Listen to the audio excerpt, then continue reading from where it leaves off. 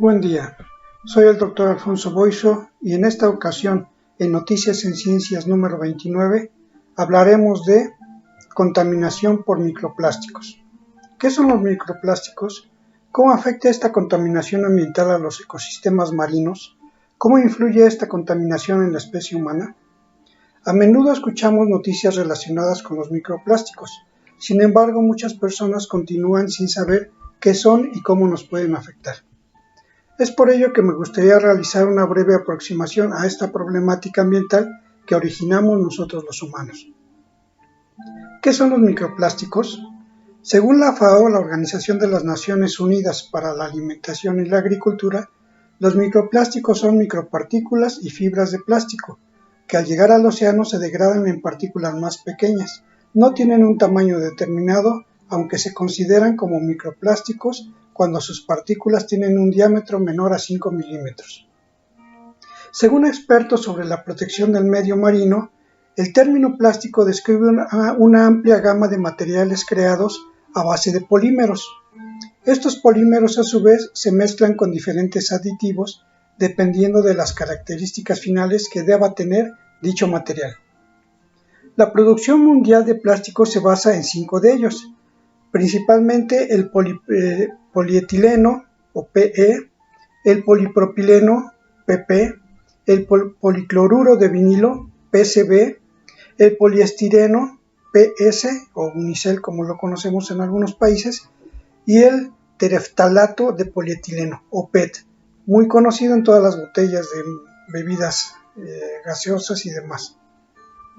En los últimos 10 años se produjo más plástico que en todo el siglo XX. El 50% de este material es de un solo uso, de tal manera que el plástico representa el 10% de todos los residuos que generamos. Es tal su demanda que cada minuto se compran 1 millón de botellas de PET. El origen de los microplásticos puede provenir de varias fuentes. De la fragmentación de materiales mayores debido a agentes externos como el poder oxidante de la atmósfera, las radiaciones ultravioleta y la fuerza mecánica de la acción de las olas. Pueden proceder de productos como cosméticos, exfoliantes, pinturas plásticas, limpiadores, abrasivos, pasta dental, productos de limpieza, etc. También por la degradación de neumáticos y campos deportivos artificiales y por pérdidas en la cadena de producción de muchas industrias. La FAO clasifica a los microplásticos en 2 tipos, microplásticos primarios y secundarios. Los microplásticos primarios son aquellos que se fabrican de forma intencionada con dicho tamaño, como pueden ser granulados, polvos y abrasivos domésticos e industriales. Los microplásticos secundarios son aquellos que provienen de la degradación de plásticos de mayor tamaño. Estos pueden originarse de fragmentaciones que produzcan microplásticos, bolsas de plástico, materiales de embalaje, botellas de PET, etc. O bien por emisiones de microplásticos durante el transporte terrestre, como por ejemplo el desgaste de las llantas de coches y camiones. ¿Cuáles son las consecuencias ambientales de estos microplásticos? La contaminación marina se origina principalmente por derrames de petróleo o gas y por los residuos sólidos que llegan a las costas, aguas residuales, plásticos, baterías, llantas, etcétera, etcétera, etcétera. De tal forma que el 90% de la basura marina es plástico. Toda esta basura marina proviene principalmente de la zona costera, la cual es arrastrada por las corrientes marinas y concentrada en el centro de los 5 giros oceánicos, y el 94% de este plástico se concentra en el fondo marino. Los microplásticos, al encontrarse en las columnas de agua, son susceptibles de que algunos animales los confundan con alimentos y los ingieran. Otros, como los animales filtradores, simplemente los atrapan e ingieren. Los microplásticos pueden alterar el ciclo biológico del carbón en el océano.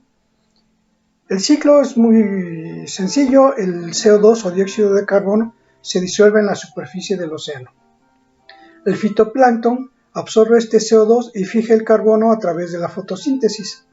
El zooplancton a su vez se alimenta del fitoplancton y los residuos fetales y el plancton que se muere se van depositando en el fondo marino, de tal forma que el carbón así es secuestrado en el océano profundo por siglos o milenios.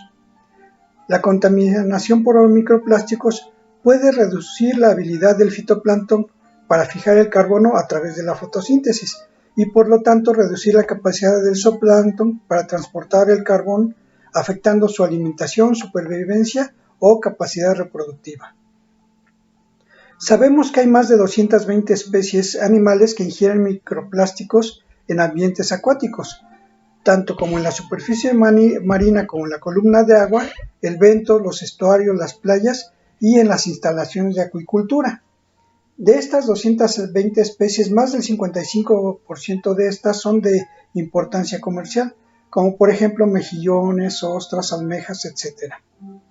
Hasta la fecha solo se han observado restos de microplásticos en el tracto digestivo de dichas especies. Sin embargo, hay un conocimiento limitado de cómo estos les pueden afectar a nivel poblacional. Además, se ha ensayado en laboratorios los efectos nocivos de los microplásticos con una exposición mayor y de forma crónica en estas especies acuáticas. Bajo estas condiciones, las especies disminuyen su fecundidad, supervivencia larvaria y su desarrollo. Se sabe pues que los compuestos químicos de los microplásticos llegan al torrente sanguíneo y de ahí a los tejidos animales.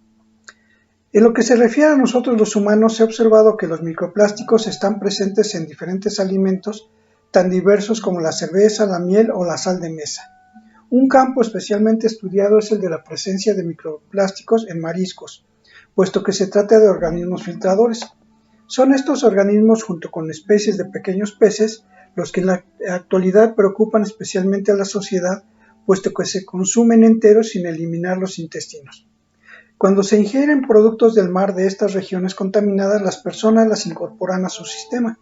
Además, al contener aditivos químicos, las micropartículas de plástico han demostrado ser cancerígenas.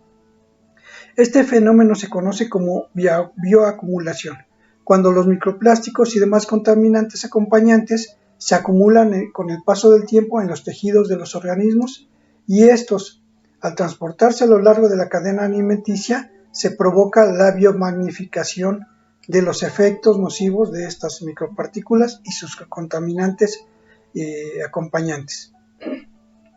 ¿Cuál es el futuro de los microplásticos? ¿Qué debemos hacer?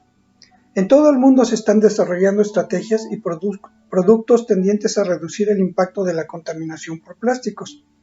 En el Cinvestav IPN de Querétaro se están produciendo plásticos biodegradables a partir de desechos de trigo y maíz, que además después de usarse sirven como fertilizantes. Actualmente se estima que la contaminación por microplásticos tenderá a aumentar en los próximos años. Se estima que para el año 2050 habrá más plásticos en el océano que peces. Es por tanto una necesidad inmediata elaborar medidas que frenen dicha contaminación. Por ejemplo, limitar las fuentes y descargas de microplásticos en el ambiente marino, eliminar el uso de popotes y bolsas de plástico de un solo uso, reemplazándolas por bolsas de tela, evitar consumir botellas de plástico de un solo uso, reemplazándolas con botellas de vidrio retornables, ofrecer alternativas al uso de plásticos cuando sea posible, por ejemplo, reciclando los envases o utilizando los plásticos para hacer ecoladrillos, eliminar los desechos plásticos del medio marino, cambiar las prácticas de pesca para minimizar los riesgos de pérdida y rotura y desarrollar nuevas técnicas de monitoreo e investigación de dichas problemáticas. Muchas gracias por su atención.